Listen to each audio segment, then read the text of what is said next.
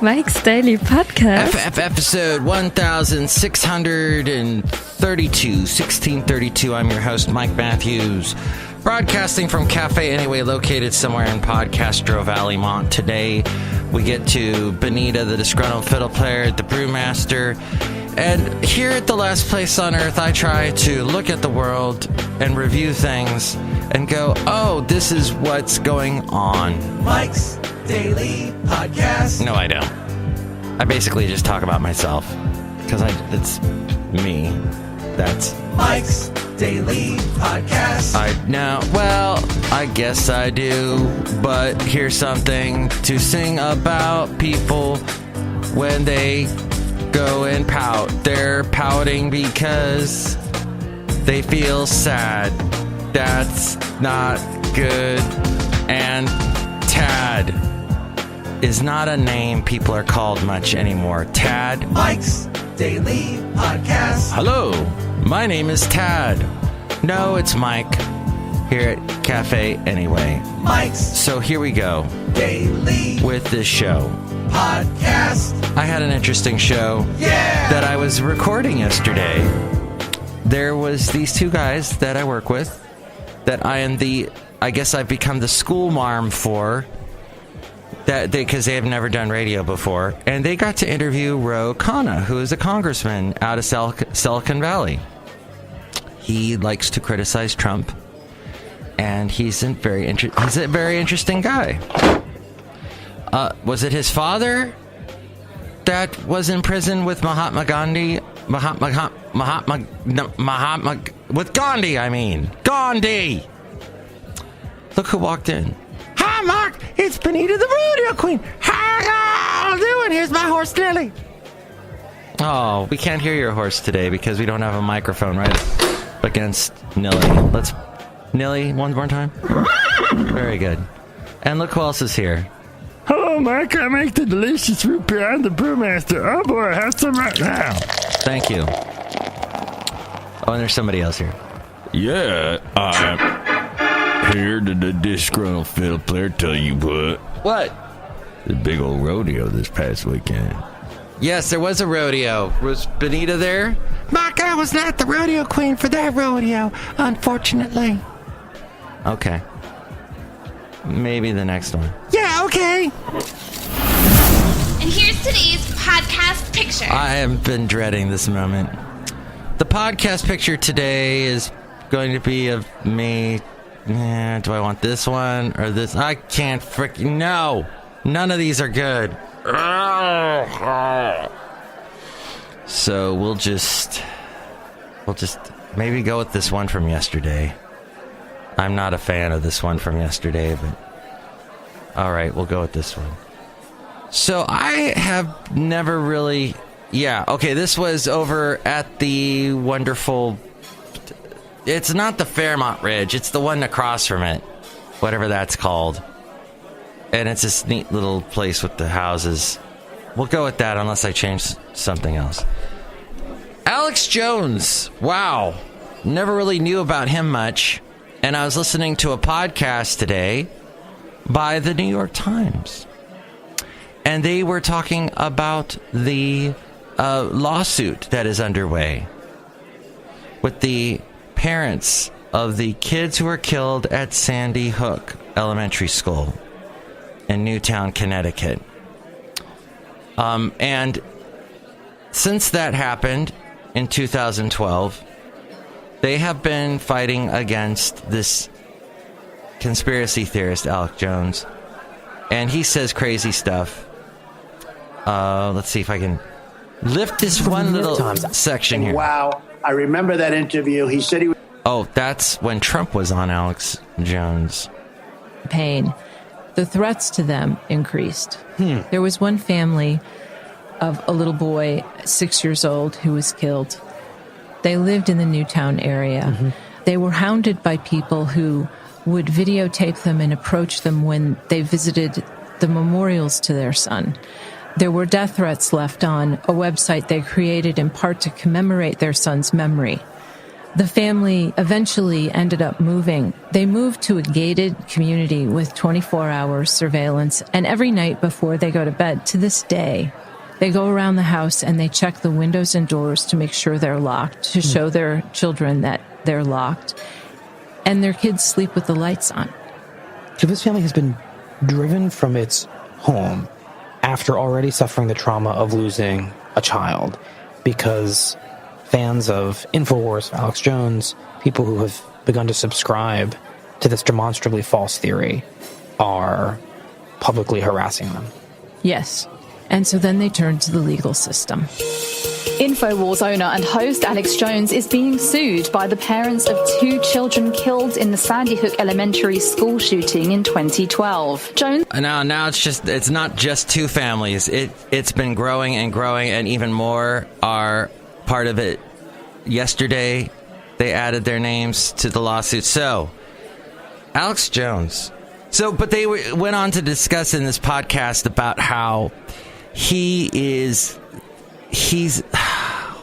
got, the freedom to say what he wants, just as I do. But there's a little technicality. You would say, well, yeah, he's hurting these families by sending these conspiracy theorist minions that follow him to the ends of the earth and also dispute that the Sandy Hook massacre actually happened. They're minions. Those are minions. Laughing. But no, they're awful Alex Jones minions that will follow him anywhere, and they go and harass these families as well. So is that now you're harming somebody's actual life? Alex Jones is, by connection. So is that going to be part of the lawsuit? They were discussing how Alex Jones can say what he wants, but there is this weird technicality that his opinion has wavered over the years. If he believes what he believes, that's fine. But if it's wavered, it got confusing during the podcast. And I only have 30 minutes to get to work to listen to the podcast. And for some reason, there was every single light that could go red went red on me today. Every single one. What's going on? But I'm okay with it. Today, I'm not going to get full of ire. But back to the 2 guys that I know that interviewed Ro Khanna. They were really good in their interview. Even though I was going, oh, God. Oh, first off, I was taking my break early because I thought they were coming in at 10:30. That's what they told everybody here. They would be here at 10:30. So I'm off doing my thing.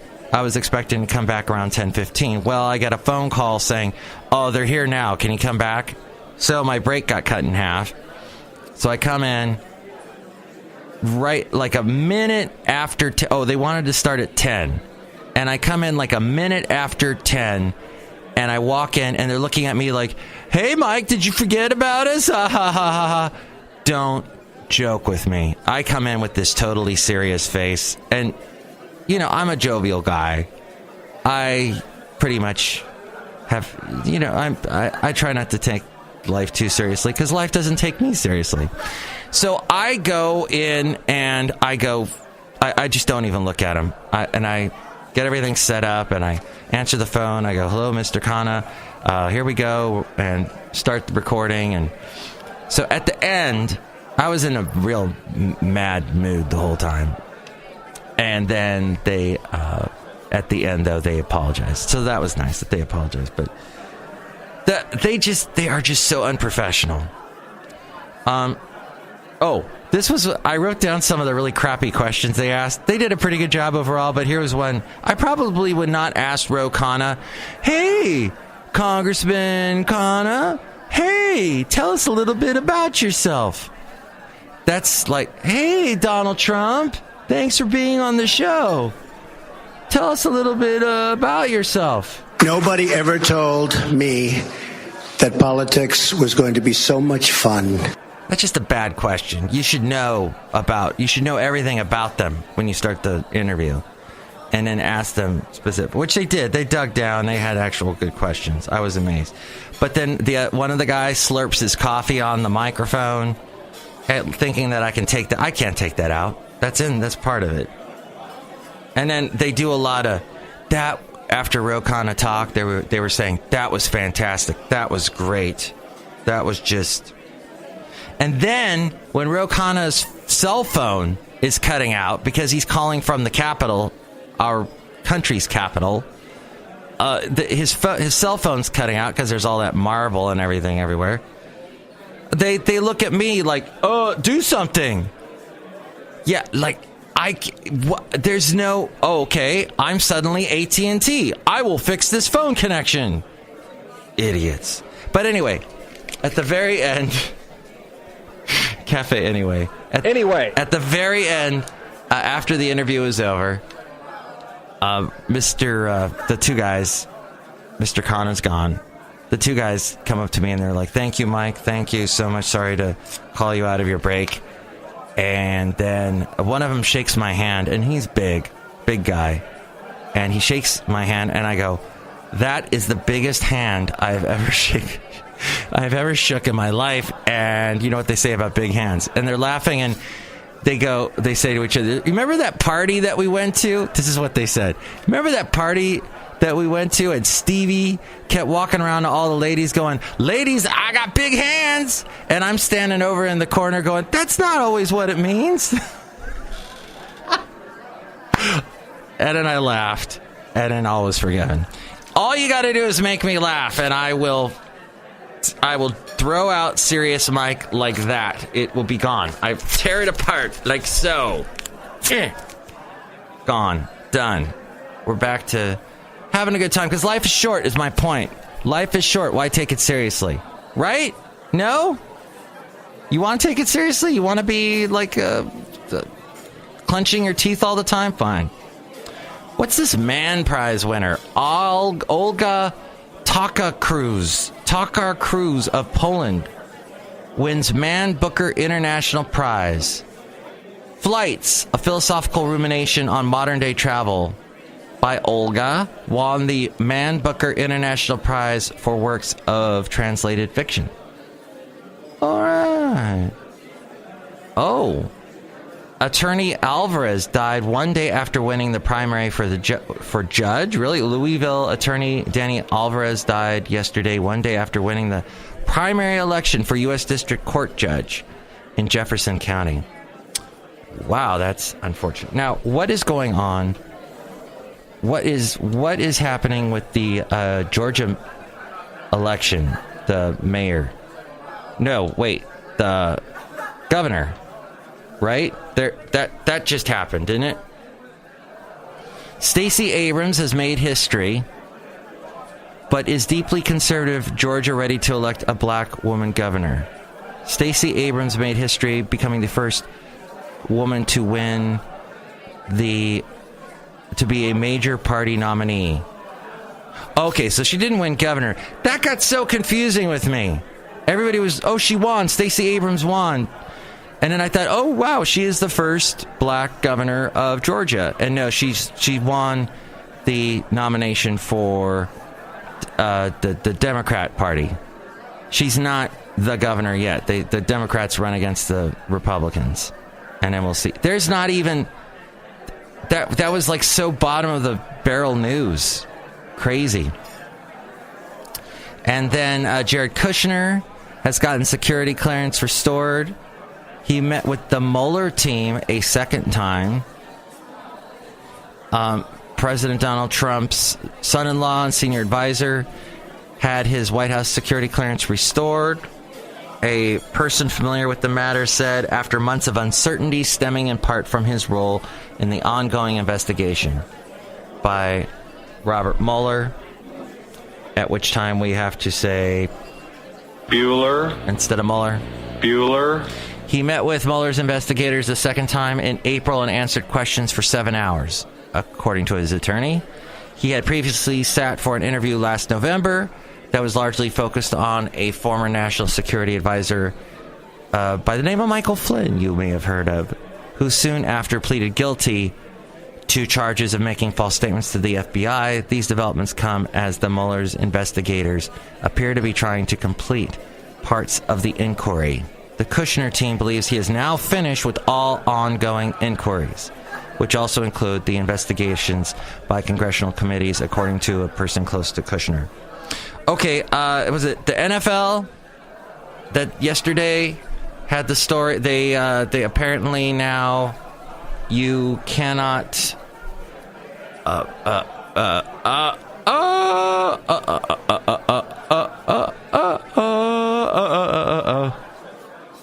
Yes, you can no longer protest. And that is... I can't find that story anywhere. Wow, you would think that would be a big story. Okay, so they apparently... What I heard, that was the big story, which I don't know, for some reason the internet has decided not to show me anything about, is that they have said, okay, the league has said, if you want to protest, just stay in the locker room. Just stay wherever. Don't go out on the field and protest, is what they're saying.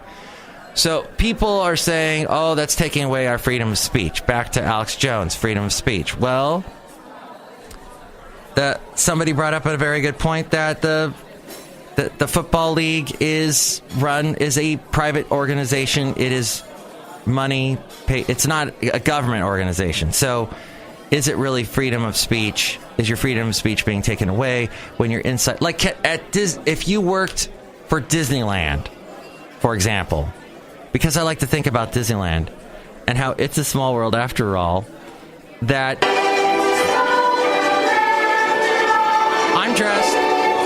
I'm dressed as Mickey Mouse, and I'm really upset at the way Trump is treating immigrants. So one day I go to work dressed as Mickey Mouse, but I hold up a sign saying Trump is racist. Something like that. Is that true, Trump? Wrong. Oh. Well, let's just say I did that. That would be that Disney could say, no, get out of here. You're fired. Or maybe they would have somebody else tell me I'm fired. Maybe this guy. You're fired. You're fired. You're fired. You're fired. You're fired. So that's okay. That seems to be all right. Freedom of speech there, because I'm working for them.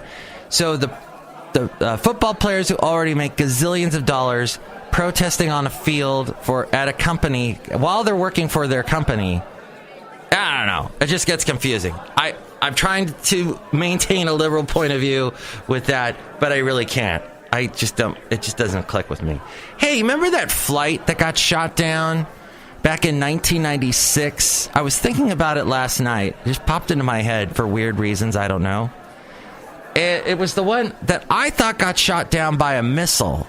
Well, if you look it up on Wikipedia, and I know Wikipedia is not always right, but it claims that why is the Dan Patrick Show on my TV here at Cafe anyway? Ugh, I'm getting out of here. Why would you do that to me? Oh my God, I cannot remember what. Oh, the flight. Was it Flight 700 or something? So apparently that was not shot down by a missile. I always thought it had been. It was some vapors got sparked in the engine, and that's what caused it. There was some kind of an arc and they actually did a change to the maintenance rules when you get a plane ready to take off. That has to be thoroughly checked so that sort of thing doesn't happen again. I always thought it was the missile. That was just the weirdest thing. So we're outside a cafe anyway. We're bringing Mike's Daily Podcast somewhere in Podcastro Valley. Thank you so much for listening to the show. Next show, we will have the wonderful Madame Rootabega, Valentino, Bison Bentley. Till then, I hope you take life, with a grain of salt, is all I'm saying. Just a little grain of happiness and enjoyment. That's all. Okay. Oh, by the way, my lady friend, DT, holy crap, she sends me the funniest texts. I would love to read them on the air. I have to totally edit them because I don't want to put some of the spicier things in there. Although maybe I should. Maybe I get more listeners, more downloads. But yeah, they are just... She referred to the way Basil walks, because I told you somebody thought that Basil looked hinky when he was walking. And she said about that guy's an idiot, or something to that effect, and said, oh, I'm looking at a text right now I do not want to read. It's a bit personal. But she said, Basil has a wonderful gait and comportment. And I love that. Comportment.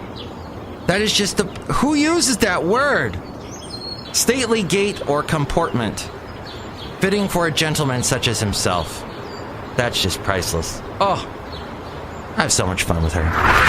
Mike's Daily Podcast is written and produced and performed by Mike Matthews. His podcast is super easy to find. Download or listen to his show and read his blog at MIKEs-DAILY-PODCAST.com. Email Mike now at MIKEs-DAILY-PODCAST@gmail.com. See you tomorrow. Bye!